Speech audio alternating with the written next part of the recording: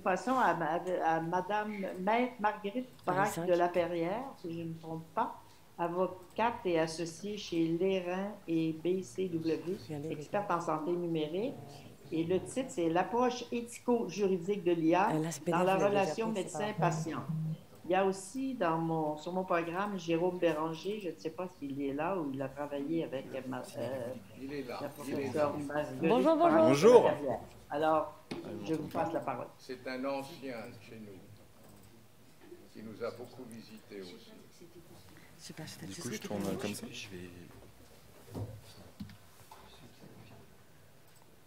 On règle un problème technique et on commence. Un problème de...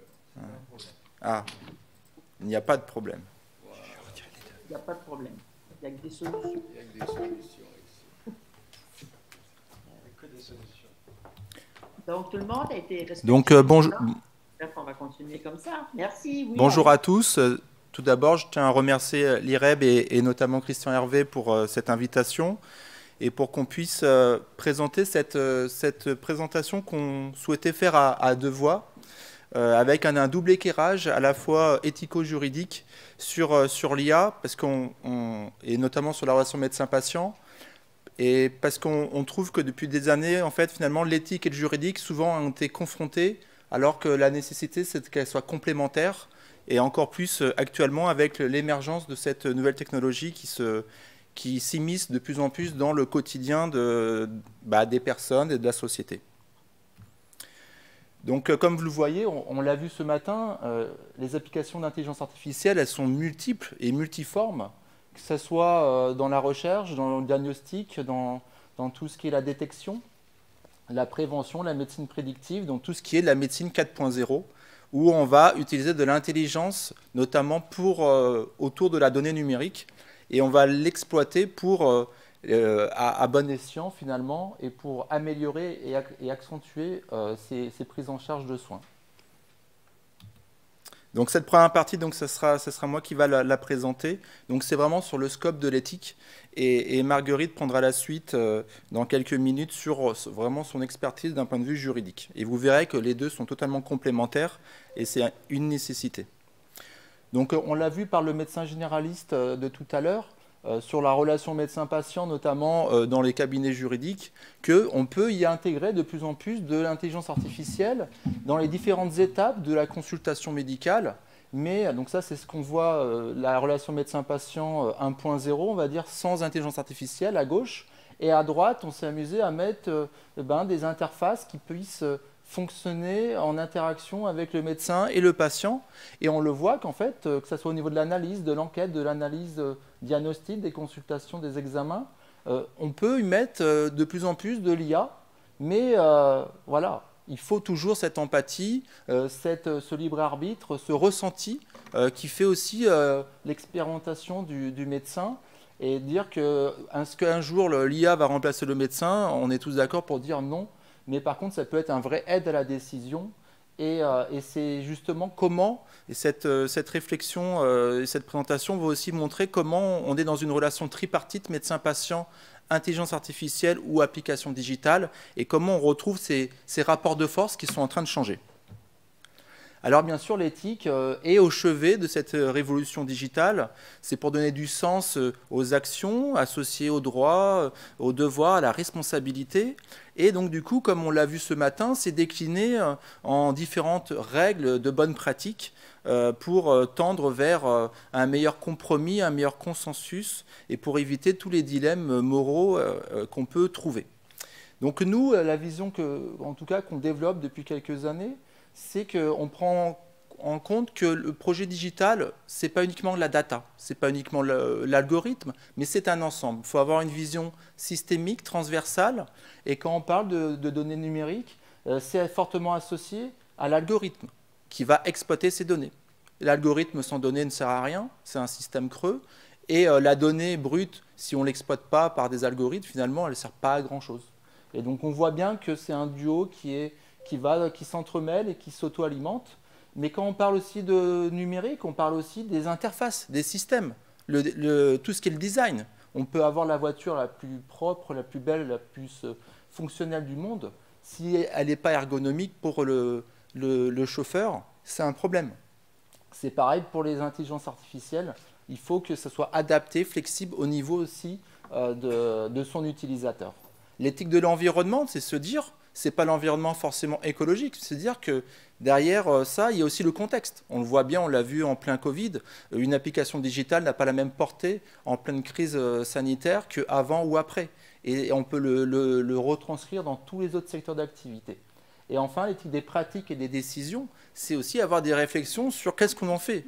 Qu'est-ce qu'on fait si on est le chauffeur de la voiture? Est-ce qu'on va accélérer pour sauver des vies parce qu'on veut l'emmener, notre patient, à l'hôpital en urgence, ou est-ce qu'on est un terroriste et on va accélérer pour écraser des personnes? Vous voyez bien que l'usage qu'on en fait, c'est primordial. Et on voit qu'en fait, il ne faut pas raisonner en silo, mais en transversabilité. Parce qu'en fait, tout est lié.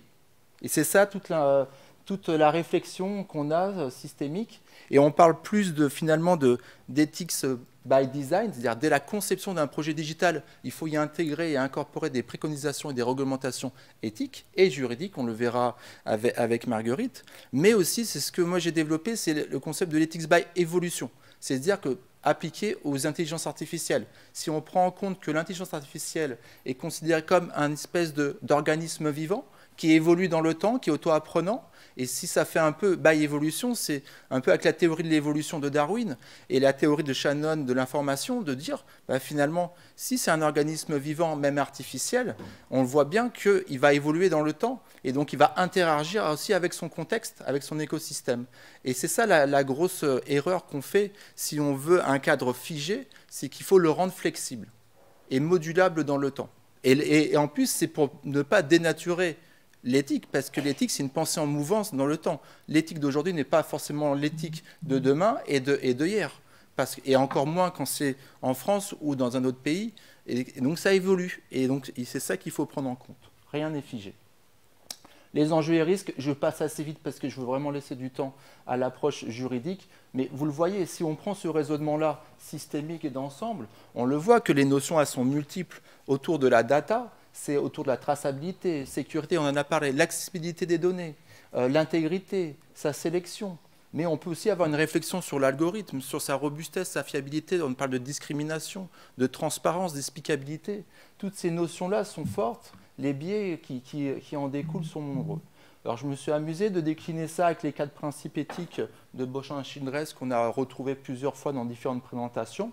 Et on le voit que l'intérêt fort, c'est bien ces principes qui sont universels, mais il faut les décliner en ordre pratique. Parce que sinon, finalement, on sait la quadrature du cercle et puis on n'avance pas.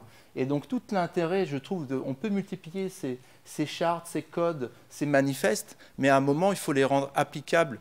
Et ça, c'est avec notre casquette terrain, Marguerite et moi, parce que du coup, on a un état d'esprit de recherche, mais on a nos entreprises qui permettent d'être à l'écoute aussi des demandes et des besoins du terrain des entreprises. Et aussi, il y a des vrais métiers qui sont en train de se construire, il y a des prises de conscience, et il faut y répondre. Et c'est là tout l'intérêt aussi de décliner en réglementation, en règles et en actions pragmatiques. Alors vous aurez, si ça intéresse, le support de présentation, je le mets à disposition, ça ne pose pas de problème. Là, c'est une autre image pour vous montrer comment, finalement, on peut structurer et rendre applicable l'éthique. Vous avez les 6 familles d'éthique à gauche que je vous ai présentées. Comment? Ah, pardon. Et vous avez les différentes notions qui sont associées. On le voit que, et ça sera la transition avec Marguerite, que le règlement européen, que ce soit le RGPD, qui était très auto-centré sur la data, on le retrouve à la base de cette pyramide, sur toutes ces réflexions-là. Mais finalement, tout ce qui était autour de l'algorithme et des pratiques, c'est le futur réglementation européenne sur l'IA Act, donc une IA digne de confiance, qui va plus orienter ses propos et son contenu dessus. Mais je ne vais pas avancer sur ce sujet pour ne pas spolier ma collègue. Donc les promesses de l'IA, je ne vais pas développer, mais elles sont multiples, on l'a vu ce matin. Ça peut être un aide à la décision pour le médecin, ça peut aussi permettre aux patients d'être encore plus acteurs avec une meilleure prise de connaissance personnalisée de l'information, mais ça fait réfléchir sur les rapports de force dans la relation médecin-patient. Et c'est là où il faut trouver son équilibre, parce qu'il y a un nouvel acteur qui apparaît maintenant dans cette dualité depuis Hippocrate, et il va falloir retrouver aussi les échanges entre tout ça. Alors bien sûr, les craintes des acteurs, elles sont multiples, on l'a vu, perte de précision, de la performance technologique vis-à-vis du médecin, s'il est remplacé ou pas, certains paternalismes technologiques, c'est-à-dire qu'à un moment, on se demande même la compétence du médecin, est-ce que ça ne sera pas diminuée s'il est dépendant finalement de la technologie? Est-ce qu'on ne va pas perdre un savoir médical? Est-ce qu'on ne va pas du coup avoir cette déqualification du professionnel de santé? Une perte de confidentialité, de sécurité, ça on l'a dit, avec la question de dire est-ce que le secret médical finalement n'est pas en péril, ce qui est une des bases notamment du serment d'Hippocrate, et donc du coup il y a aussi la perte de déshumanisation du soin a été aussi mis en compte. Alors les attentes des professionnels de santé, ils sont multiples. On les a vus, c'est avoir des outils qui sont, ils ne sont pas contre, encore plus une nouvelle génération, parce qu'elles sont bénies de plus en plus avec ce digital. Mais comment ils vont adapter ces nouvelles pratiques à ces outils? Comment on va les former du coup? Ça pose des questions sur l'université, sur la fluidité patient-médecin-patient. On l'a vu avec la crise du Covid, il faut toujours qu'il y ait des crises sanitaires mondiales ou autres pour qu'on prenne connaissance des choses et qu'on donne un accélérateur pour là où on se posait des questions, là on me dit non, il faut y aller parce qu'on est devant le fait accompli. Et c'est là aussi tout l'effet accélérateur et révélateur aussi de ces différentes crises. Le cadre juridique adapté, ça c'est ce que Marguerite va nous développer juste après, et la gouvernance autour de tout ça. Alors les freins et les obstacles, ils sont multiples et multiformes, que ce soit d'un point de vue matériel. On l'a vu, ce gros problème d'interopérabilité, parce que les établissements de santé ont chacun de plus en plus de la numérisation des logiciels, mais est-ce que ces logiciels puissent échanger entre eux? Quelle nature de données? Donc il y a un vrai effort qui a été fait notamment avec le plan Ma Santé 2022 piloté par Dominique Pont et Léa Letourneau, mais il y a encore du gros problème et de développement à faire là-dessus. La sensibilisation, mais sensibilisation, c'est formation, éducation pour les professionnels de santé, mais aussi pour les patients qui vont être de plus en plus acteurs de la santé. La réglementation contraignante et complexe, ça c'est ce qu'on va voir juste après. Et bien sûr l'organisation, dire qu'il faut que les outils soient flexibles, qui n'imposent pas leur activité dans une organisation déjà en place, mais l'inverse, parce que le problème c'est que sinon il n'y aura pas d'adhésion. Et ça c'est important. Donc les préconisations pour finir, elles sont multiples. C'est déjà avoir une culture intégrée, instaurer une culture du digital au sein des professionnels de santé, au sein des entreprises. Elles sont de plus en plus demandeuses là-dessus. On l'a vu avec la crise du Covid. Je pense que le médecin généraliste, il faut qu'il soit encore plus au cœur du système de santé parce que c'est le premier recours et c'est lui qui peut faire la coordination aussi, le lien entre la ville et l'hôpital. Ça, c'est déterminant. Qu'il y ait des collaborations interdisciplinaires. Les formations se pluridisciplinent de plus en plus avec l'intégration des modules de sciences humaines et sociales tout le long du cycle de vie de l'université, avec de l'éthique médicale encore accentuée et aussi avec de la sensibilisation autour de la médecine numérique. Ça, c'est déterminant. Un conseil de la garantie humaine pour avoir une supervision de l'IA, ça aussi, c'est préconisé. Et revoir aussi, actualiser tout ce qui est les codes de déontologie médicale. Je sais que le CNOM est en train de travailler là-dessus parce qu'on s'est aperçu qu'il y a plus de 63% des articles du code de déontologie médicale actuellement qui sont impactés de près ou de loin avec les nouvelles technologies. Et donc du coup, on ne veut pas faire des grosses réformes, mais il y a des ajustements à faire. Et pour terminer, c'était, en tout cas pour tout ce qui est l'approche éthique, on le voit que cette relation médecin-patient est devenue une triangulation médecin-patient digitale et où il y a un lien humain qui doit être encore renforcé. Le rôle du médecin dans l'explication, dans la compréhension et sa vraie valeur ajoutée va être encore plus dans tout ce qui est la relation humaine avec son patient, quitte à dégager du temps par rapport à la machine qui va pouvoir lui faire gagner du temps sur des tâches un peu plus fastidieuses. Et donc le savoir-faire médical doit être préservé et amplifié. On a parlé aussi des attentes, un digital doit répondre aux attentes des patients, mais aussi aux exigences des professionnels de santé. Parce que sinon, il y a une asymétrie et ça ne fonctionnera pas.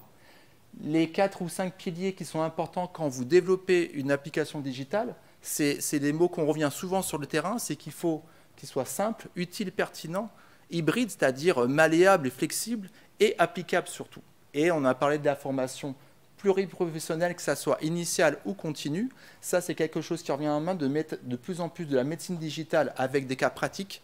Il y a même déjà de tout ce qui est la dissection qui se fait en simulation et en réalité virtuelle augmentée. et de l'éthique médicale pour encadrer cela, et bien sûr du juridique. Et je laisse du coup ma place à Marguerite, qui va vous faire tout un éclairage et son expertise sur le juridique.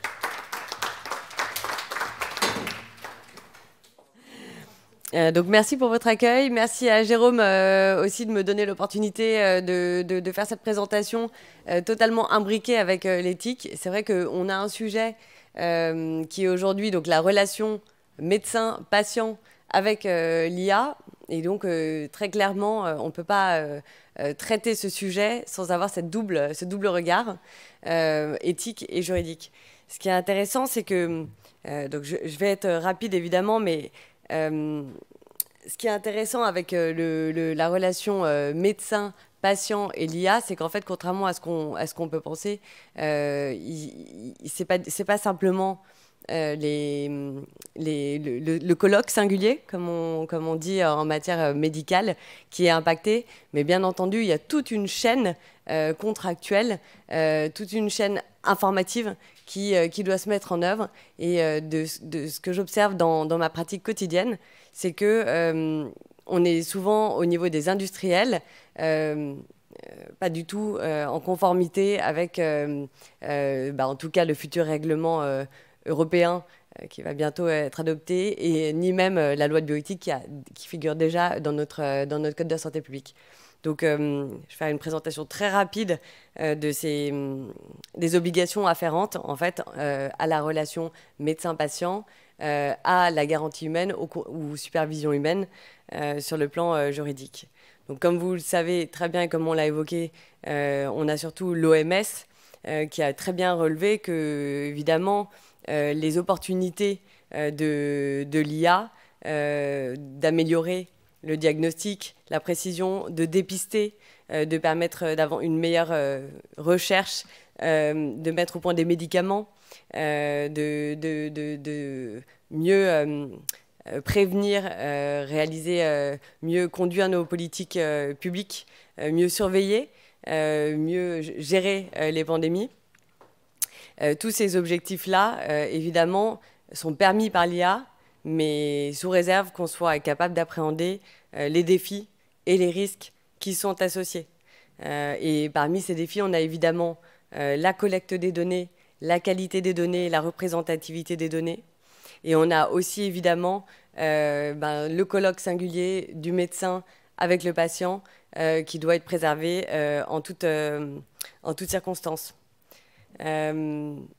Donc, ce qui est intéressant, c'est que les 6 principes fondamentaux qui ont été mis en exergue par l'OMS touchent tous, de près ou de loin, effectivement, le sujet de la supervision humaine ou garantie humaine, selon, comme elle a été rebaptisée il y a peu, à savoir notamment tout ce qui est évidemment transparence, clarté, intelligibilité. On va bien sûr, et je vais y revenir, pas pouvoir assurer la garantie humaine si on n'a pas effectivement une parfaite compréhension de son fonctionnement. Bien sûr, le sujet de la responsabilité est complètement interdépendant. Le médecin ne saurait être responsable s'il n'est pas en mesure de prendre une décision éclairée en fonction d'une part du résultat effectivement de l'outil et de sa propre intelligence, compétence et expertise. Donc, ce qui est amusant, c'est que, comme souvent en matière de droit, on a en France effectivement un petit peu d'avance, pardonnez-moi, un peu comme au Canada aussi, mais c'est-à-dire qu'on a souvent à inspirer les réglementations européennes. On a par exemple en matière de protection des données une loi qui date de 1978 et derrière on a eu le RGPD, comme vous le savez, en 2016, applicable en 2018, qui a été très largement inspiré par la loi informatique et liberté. Là, dans le même sens, on a notre loi de bioéthique qui est venue très précisément encadrer justement les conditions de la garantie humaine avant même que effectivement le règlement européen soit adopté. Donc cette loi de bioéthique, qu'est-ce qu'elle nous impose d'ores et déjà? Que le professionnel de santé qui décide d'utiliser une IA, déjà, il n'utilise qu'une IA qui soit un dispositif médical. ça semble du bon sens, dès lors qu'on est dans le secteur de la santé, mais c'était pas un luxe que de le rappeler, et surtout qu'il s'assure que la personne concernée en a été informée, et le cas échéant, qu'elle soit avertie de l'interprétation qui en résulte. Et ça, je pense que vous et moi, c'est pas du tout aujourd'hui une réalité. Vous allez évidemment dans un établissement de santé, vous avez une suspicion de fracture, on va vous faire une radio. Qu'est-ce qui se passe concrètement? Il n'y a plus de radiologue, donc vous aurez de toute façon la radio qui sera qui fera l'objet d'une télé-expertise avec donc grâce à la téléradiologie qui représente 80% des actes aujourd'hui en matière de radiologie, et votre radiologue, ce qu'on ne sait pas, c'est que lui, évidemment, il s'appuiera sur un outil d'intelligence artificielle dans le cadre des fractures traumatiques, et qui va flaguer donc sur les radios évidemment la fracture, et qui va préparer le compte rendu. Mais aujourd'hui, quand vous allez à l'hôpital, bien qu'évidemment il y ait des conditions de mise en œuvre de la télémédecine, et bien qu'il y ait notamment le consentement du patient pendant longtemps, des informations relatives au traitement, et bien qu'effectivement on soit obligé de vous informer sur le traitement algorithmique qui fonde l'acte, ce n'est pas le cas. Voilà, nous ne sommes pas du tout informés. Donc c'est vrai qu'on sent qu'il y a une vraie formation des fournisseurs d'IA et des professionnels de santé, des établissements de santé, donc les utilisateurs, pour qu'effectivement on arrive à un degré de transparence qui va être conforme à celui qu'impose le règlement européen. Donc les professionnels de santé concernés, alors là c'est une terminologie qui n'est pas forcément on va dire très clair, ils sont informés du recours à ce traitement. Qu'est-ce que ça veut dire? Quels sont les professionnels de santé concernés? On suppose que effectivement ce seront les professionnels qui composent l'équipe de soins du patient. Et effectivement, ça veut dire quoi? Ça veut dire concrètement que si chacun des professionnels de l'équipe de soins est censé être informé du recours du recours à l'IA et du résultat, ça veut dire qu'il doit pouvoir challenger à tout moment le diagnostic qui en résulte, pas seulement le médecin qui prend en charge le patient dans le cadre de l'acte en question, mais toute l'équipe de soins pour pouvoir réinterpréter le cas échéant le diagnostic qui a été donné sur la base de l'IA. Et donc évidemment, qu'est-ce que ça suppose? Que les concepteurs du traitement algorithmique s'assurent de l'explicabilité du fonctionnement pour les utilisateurs. Donc, très rapidement, sur ce règlement européen, il décortique, en fait, évidemment, ces différentes obligations. Donc, au-delà des objectifs qui sont, bien sûr, une IA digne de confiance, notamment en matière de santé, dès lors que les IA en santé constituent ce qu'on appelle les IA à haut risque, et donc des IA qui doivent effectivement, qui emportent des obligations pour les fournisseurs et pour les utilisateurs. Donc, qu'est-ce qu'on a comme obligation principale en lien donc avec notre sujet qui est la relation médecin-patient? On a la gouvernance des données. Parce qu'effectivement, il va falloir que les fournisseurs soient en mesure de justifier de la base du jeu de données d'entraînement, de validation et de tests qui fondent cette IA pour qu'effectivement on puisse en apprécier la pertinence. Et dès lors que ça veut dire aujourd'hui concrètement que le sujet qu'on a en France, notamment sur l'accès aux données, va être interdépendant évidemment avec le sujet de la qualité de nos IA, en fait, puisque aujourd'hui, on sait qu'il y a beaucoup d'industriels qui ont développé leurs IA, soit sur des données qui n'étaient pas vraiment légitimes à accéder, soit sur des données qui venaient d'autres pays, d'autres populations qui n'étaient pas forcément parfaitement représentatives. Donc ça veut dire qu'effectivement, en termes de documentation, il va falloir faire preuve d'une grande vigilance et d'un travail de fond pour arriver à rapprocher, justement, justifier la collecte des données et expliquer en quoi elle était à peu près respectueuse et aussi sur la représentativité des données, bien sûr. Sur la transparence, évidemment, c'est le sujet qui fonde aussi la garantie humaine. Il faut que l'utilisateur ait les moyens d'interpréter les résultats du système. Et donc, qu'est-ce que ça veut dire concrètement pour les fournisseurs? Ça veut dire que les notices d'utilisation soient concises, complètes, claires, pertinentes, accessibles, compréhensibles pour les utilisateurs. Et donc, ça veut dire quoi concrètement? Ça veut dire que les fournisseurs ont un certain nombre de mentions obligatoires dans leur contrat avec les établissements de santé ou dans leur contrat avec les praticiens libéraux sur justement les IA. Un peu comme on a effectivement avec le RGPD, un certain nombre de mentions obligatoires quand on traite les données. Et donc ça, c'est quelque chose qui ne figure pas du tout dans nos comptes, dans la documentation contractuelle que moi je peux voir dans mon exercice quotidien, venant évidemment des éditeurs de solutions d'IA. Et évidemment, ces informations, elles doivent comprendre notamment ce qu'on va appeler les bornes, donc la destination d'usage et les limites en termes de performance, notamment de sécurité, en termes de pourcentage d'erreur de l'outil en question.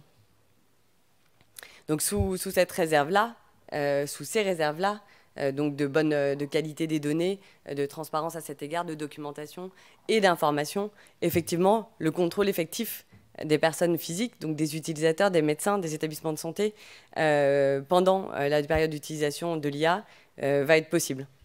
Et ce contrôle humain, du coup, il s'articule notamment autour de la capacité à appréhender, évidemment, donc les bornes et les limites de l'IA, de garder en tête cette conscience qu'on a une tendance naturelle à se fier aux résultats d'une machine en considérant à juste titre qu'elle a une capacité d'absorption d'un volume d'informations bien supérieur à l'humain.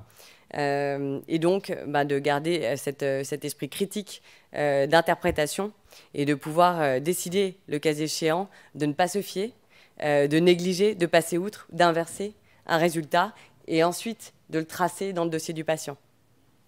Voilà, donc on a un certain nombre évidemment d'obligations afférentes qui vont être applicables aux utilisateurs d'IA et qui vont être retranscrites dans les contrats par les éditeurs à un établissement de santé.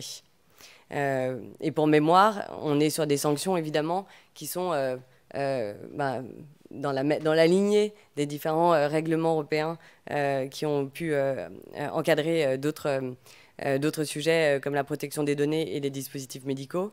Et notamment, par exemple, s'agissant des clauses obligatoires, des informations obligatoires, on est effectivement sur des montants encourus de 20 millions d'euros et 4% du chiffre annuel d'une entreprise. Donc on voit bien que nos industriels ont un enjeu majeur à se mettre en conformité avant que le texte soit adopté pour que dès son application, ce soit conforme.